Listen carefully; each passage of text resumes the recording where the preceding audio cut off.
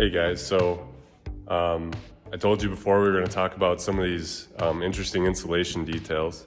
So I want to dive into that a little bit without getting super nerdy about it, because I'm assuming most people that are watching this probably don't have quite the same understanding as somebody that does it all the time. So we won't bore you to death with it. But it's interesting anyway, because this is a very atypical build, I would say. We've got 2x4 walls here, which is not traditional anymore. Most of the time when we do new builds, it's a 2x6 wall. We switched to 2x6 because there's minimum requirements for insulation in your walls to meet certain R value standards. Well, over the years, they've come out with better and better technology for different types of insulation, and now they have something called spray foam. It's actually been around for quite a while now, but it's been refined, it's gotten better. There's a lot of different people making it, so there's good competition, and they've come out with really good products. So what we're doing in this house, we did 2x4s. That's only 3.5 inches compared to a 2x6, which is 5.5. Because when you use a closed cell spray foam, you really only need about 3 inches to reach a peak efficiency in your wall. So we normally talk about R value, and some people know what that means, but really they just created it as a way to describe a material's resistance to energy transfer. Well, spray foam has about the highest efficiency rating that you can get out of all the insulating materials that we have to choose from. So if I only need about 3 inches to meet peak efficiency, it gets me to about like 98% efficiency as far as not allowing anything to transfer through the wall. Then I decided, well, why am I building with 2x6? It's just empty wall space after that, basically. So to save some money on this build, we went with 2x4s because we don't have to worry about filling that extra space. 2x4s are less expensive. They do a good job as far as the structure of the house is concerned, so we're not too worried about it. But some of the interesting things that come with that are like these electrical boxes.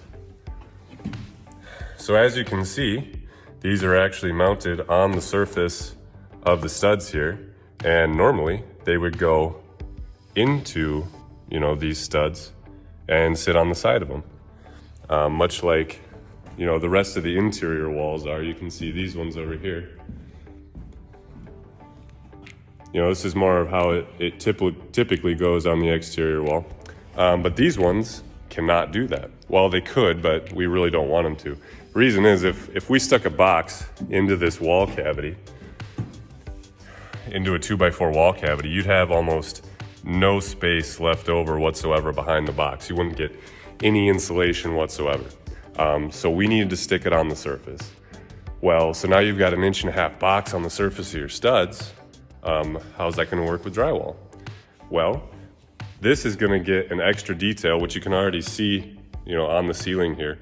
All my exterior walls in here, this is a 1 inch rigid foam with a radiant barrier facing on it.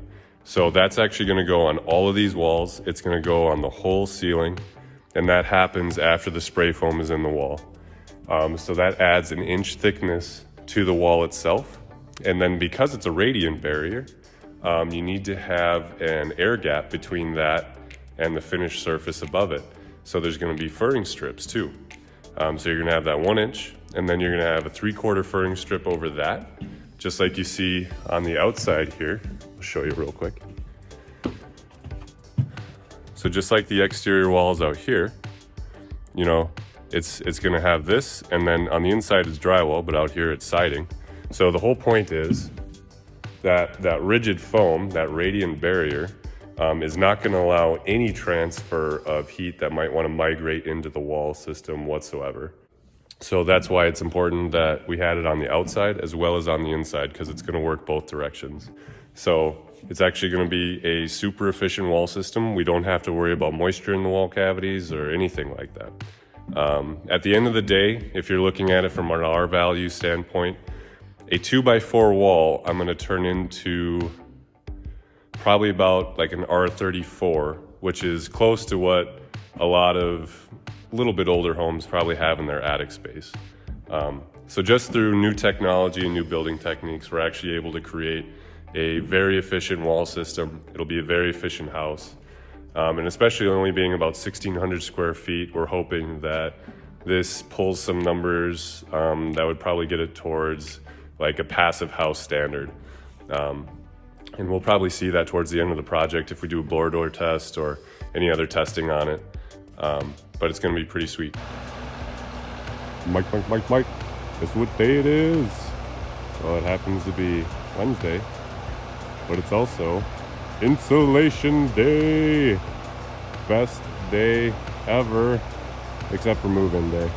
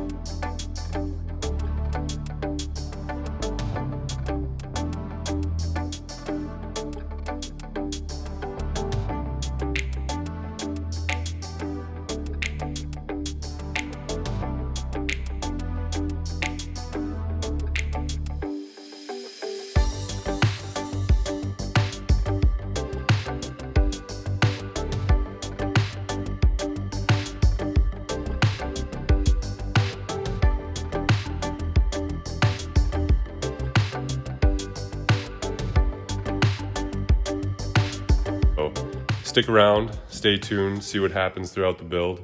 And yeah, if you have any questions, comment, let us know. We'll be happy to answer them for you. If you got any nerdy questions, I would especially appreciate that. If you have any other general questions, shoot them out there. We wanna know what you think. All right.